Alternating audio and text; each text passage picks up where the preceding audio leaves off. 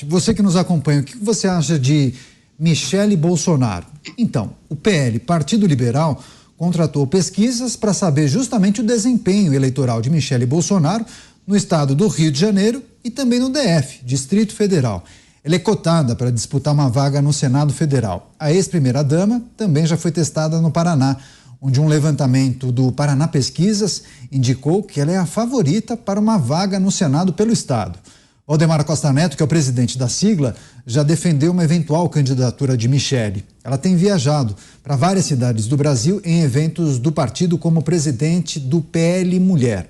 Além disso, Michele pode disputar o Senado pelo Paraná caso Sérgio Moro tenha o seu mandato cassado pela Justiça Eleitoral.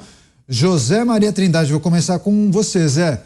Pesquisas encomendadas para projetar a aceitação de Michele Bolsonaro em uma eventual candidatura ao Senado, tanto pelo Rio de Janeiro como pelo Distrito Federal. Já há indicações se ela teria uma performance melhor no DF ou no Rio? A Michele Bolsonaro surpreendeu até políticos experientes aqui sobre a possibilidade dela de transferência de votos, ou seja, quem ela apoiou foi eleito e existem vários exemplos. Damares, o maior, né? foi a Damares aqui no Distrito Federal, é uma das, mas existem outros senadores e deputados que ela fez questão de apoiar. E mais surpreendentemente ainda é o trabalho dela e a adesão fundando o PL Mulher em vários estados e descendo inclusive a vários municípios. Isso é inegável. É surpreendente, porque ela está trabalhando, o PL deixou quase um andar inteiro ali para o trabalho dela e do ex-presidente Jair Bolsonaro também, que tem visitado estados aí nessa política. Mas, voltando a Michele Bolsonaro, e sempre me disseram os dirigentes do PL, de que ela será candidata em 2026. A gente não sabe, nem eles sabem, ninguém sabe a quê e onde, né? Então, assim, essa pesquisa é uma das várias pesquisas que foram feitas e que serão feitas e que a gente não vai conhecer o resultado, porque são pesquisas para consumo próprio que não estão registradas na Justiça Eleitoral e não podem ser divulgadas. Mas o que eu ouvi é de que ela será candidata. Agora, a que vai depender de pesquisas. Pode ser ao Senado, aqui para o Distrito Federal, pode ser ao governo, para algum estado do Rio de Janeiro, por exemplo, a gente não sabe, né? Não consta que ela será candidata agora nas eleições municipais. O que eles dizem é que ela vai percorrer o país ajudando os candidatos alinhados com o ex-presidente Jair Bolsonaro. Esta é a realidade. Será testes, serão avaliações. Ela contratou uma assessoria muito boa, muito eficiente, que está ajudando a Michele Bolsonaro, até pela qualidade da assessoria, inclusive de comunicação, a gente vê que o partido aposta forte nela mesmo. Pois é, Mota, além do Rio de Janeiro e também do Distrito Federal, ela também é cotada para disputar uma vaga no Paraná, somente se Sérgio Moro for cassado. O Paraná Pesquisas chegou a fazer um levantamento e ela ficou em primeiro lugar nessa projeção, à frente de Álvaro Dias, político tradicional muito conhecido no Paraná, e também da presidente do PT, Gleisi Hoffmann. Quais são os pontos fortes, pontos positivos e negativos de Michele Bolsonaro, hein, Mota? Olha, eu não sei os pontos negativos, Daniel. Os pontos positivos eu escuto de várias pessoas, eu não a conheço, evidentemente não conheço a ex-primeira-dama, mas conheço várias pessoas que têm contato com ela. E essas pessoas me descrevem a ex-primeira-dama como um fenômeno de comunicação, de empatia e com um potencial fenômeno eleitoral. Então, essa possibilidade da ex-primeira-dama derrotar a presidente do PT numa eleição mexe com a imaginação da gente. Mas eu acho que as eleições ainda estão distantes e eu imagino que o PT e que o PL deva estar considerando também a possibilidade dela se lançar como deputada, porque ela provavelmente vai ter uma votação bastante significativa. E pelo sistema proporcional, um deputado que tem uma votação como essa pode ajudar a eleger vários outros deputados. Seria puxadora, então, né? Eu imagino que isso deva estar sendo considerado também. Você, Cristiano Beraldo, o Mota não quis elencar pontos negativos, mas o fato de ela não ter participado de nenhuma eleição, não ter participado ou não ter trabalhado na administração pública, isso pode ter prejudicado? Bom, eu acho que são dois aspectos. Eleitoralmente, não há dúvida de que Michele Bolsonaro hoje goza de um prestígio, de uma força imensa. Então, ela certamente ela vai se eleger a senadora, a deputada, enfim, aquilo que melhor convier à estratégia do partido, a estratégia do núcleo da família Bolsonaro. Eu tenho certeza que ela vai performar do ponto de vista eleitoral.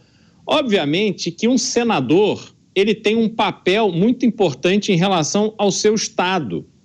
E o ideal é que o senador tenha uma identidade com o estado que representa. Então, eu espero que isso seja levado em consideração, sobretudo porque tudo indica que Jair Bolsonaro será o grande cabo eleitoral dos candidatos do Senado em 2026. E em 2026, há renovação de 2/3 do Senado, de forma que, se houver a eleição de um número expressivo de candidatos ligados a Bolsonaro, a gente terá um Senado que tende a colocar o próprio Supremo Tribunal Federal um tom abaixo, porque esse duelo de forças ali vai ficar bastante mais evidente. E o que a gente precisa observar agora, Caniato, é, por exemplo, o que vai acontecer nessa sabatina do Flávio Dino, para saber se os bolsonaristas, se os representantes da direita no Senado vão de fato para o confronto ou se, na tranquilidade do voto secreto, vão acabar caindo na tentação de fazer alguma política de boa vizinhança com o Supremo Tribunal Federal. Pois é, Beraldo, você tocou num ponto... Daniel. Claro, Daniel. Você pode emendar. É que eu conversei com alguns dirigentes do PT aqui e pelo menos dois me disseram o seguinte, que a candidatura de Gleisi Hoffmann a Senado pelo Paraná, no caso da cassação de Sérgio Moro, é que não é realidade. Eles dizem que o partido, o PT, não pode expor a presidente, que é uma figura que representa o partido, a uma derrota ou a possibilidade de uma derrota. Mas a primeira-dama já chamou ela de lá senadora. E vai correr do jogo. A primeira-dama já a chamou de futura senadora. Mas o que eu tenho ouvido é o seguinte, que o PT não pode arriscar tanto e seria manchar o partido e queimá-la. Na verdade, ela não ganharia, né? Pois é. Agora, Mota, o Beraldo tocou num ponto que eu acho importante, que a informação que a gente tem é que o PL, o Partido Liberal, vai lançar candidatos ao Senado em absolutamente todos os estados do país. E, segundo informações de bastidores, Jair Bolsonaro vai participar de maneira muito próxima da escolha desses nomes para a disputa do Senado em 26. Queria também que você fizesse uma reflexão parecida com a que o Beraldo fez. Por que o Senado é tão importante, especialmente em 26, que terá uma renovação, não só por conta da troca de 2/3 do Senado, mas pela possibilidade de novos nomes integrarem essa casa legislativa que é tão importante, né? Eu acho que o aspecto de maior importância do Senado hoje, que está bem presente no nosso dia a dia, é o Senado como um instrumento de filtro, de controle de nomeações para as cortes superiores. Tá? A gente já falou várias vezes sobre isso. É de se estranhar que o Senado até hoje não tenha reprovado ninguém. Das duas, uma, ou a sabatina não é a sabatina, né? Ou, por coincidência, todos os candidatos foram maravilhosos, o que é complicado da gente entender, né? Mas é uma possibilidade. Então, o Senado tem essa importância, tá? E a gente tem que lembrar que todo mundo que acompanhou o que tem acontecido no Brasil nos últimos meses, né, tem provavelmente compartilhado essa mesma experiência. A popularidade do ex-presidente Jair Bolsonaro, ela não diminuiu, ela não está sofrendo, apesar de todos os ataques que o ex-presidente está sofrendo. Então, o ex-presidente vem consolidando a sua posição como líder político, como cabo eleitoral para o ano que vem e para as eleições de 2026. Acho que o PL tem que aproveitar essa janela histórica, acho que a gente vai falar sobre isso também, nos movimentos de depuração, né, dentro do PL, em que os deputados, a maioria dos deputados do PL está cobrando maior afinidade com as ideias, né? Um comportamento no Congresso que esteja alinhado com aquele discurso que o deputado usou para se eleger. E eu acho que essa é a tendência para os próximos anos aqui no Brasil.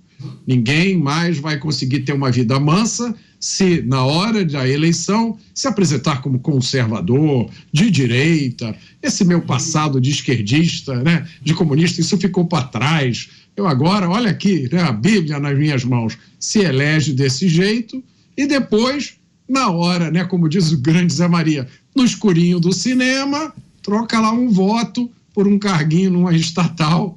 Meus amigos, esse tempo acabou. Mas, ô Mota, você vai lá, Beraldo. Só para fazer a pergunta, ô Mota, o fato do PL ter tido a vice-presidência de Lula no seu primeiro e segundo mandato, você não acha que isso torna mais difícil esse ajuste ao discurso ideológico como o partido como um todo? Não, não acho não, Beraldo. Da mesma forma que o PSL, na primeira eleição do presidente Jair Bolsonaro, era o que tinha no menu para hoje, agora é o PL, né? O único partido que no Brasil foi criado, né, vamos dizer assim, de uma forma mais idealista, né, mais pura, foi o partido do qual eu participei da fundação, que foi o Partido Novo, e que está até hoje aí, né, tropeçando aos trancos e barrancos. Política é a arte do possível, né? Do que tem para hoje, é o que eu sempre digo.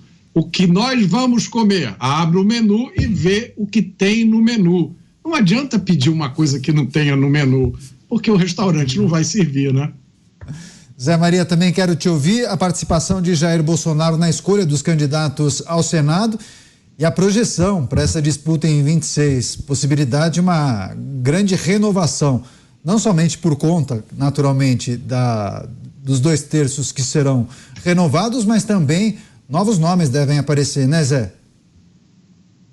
Ele me disse uma certa vez de que se arrependeu de não ter entrado mais forte na campanha para deputado. Ele disse que faria uma bancada muito maior, uma bancada bem ligada a ele, bem maior, e sairia, e também ao Senado, apresentando, apoiando um por estado e fazendo realmente uma campanha.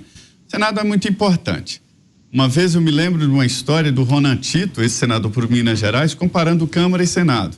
A Câmara tem 513 deputados, são deputados eleitos de vários setores, e aquela briga, uma briga danada, um chama o outro de não sei o quê, aponta o dedo na cara, empurra aquela confusão. E aí, quando você chega no Senado, são 81 senadores, 3 por estado, cada estado e Distrito Federal tem 3, direito a 3. E aí ele dizendo que o Senado é um respeito total, e quando um senador faz um discurso em que pese a grande admiração que eu tenho, isso um adversário falando para o outro, em que pese a grande admiração, o senhor é uma pessoa ilustre, mas eu discordo do senhor e quero dizer que o senhor está 1 centímetro abaixo de Deus. Aí o outro senador ofendeu o colega. De tamanho é aquele respeito mútuo no Senado. São ex-governadores, ex-políticos grandes e que conseguem ser eleitos ao Senado, que é uma eleição majoritária. A eleição proporcional é na Câmara dos Deputados.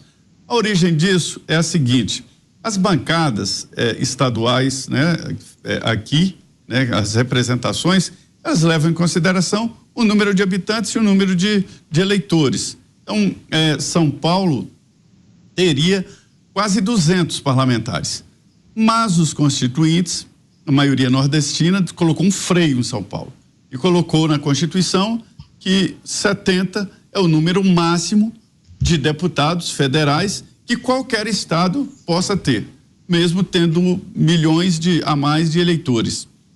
E 8 é o menor. Então, qualquer estado, por menor que seja, Rondônia, que tem lá, 750 mil eleitores, tem 8 deputados. O Distrito Federal, 8 deputados e assim por diante. E para equilibrar a federação, independente do tamanho do estado, independente do tamanho do colégio eleitoral, cada estado da federação mais Distrito Federal tem 3, são 81, 3 para cada uma das 27 unidades das federações. E o Senado fica como a representação do estado e a Câmara como a representação do povo. Essa é a estrutura do Congresso Nacional que às vezes entra na contramão, porque se é assim, não poderia colocar esse freio em São Paulo, que teria que ter 200 deputados federais em vez dos 70 freados pela Constituição.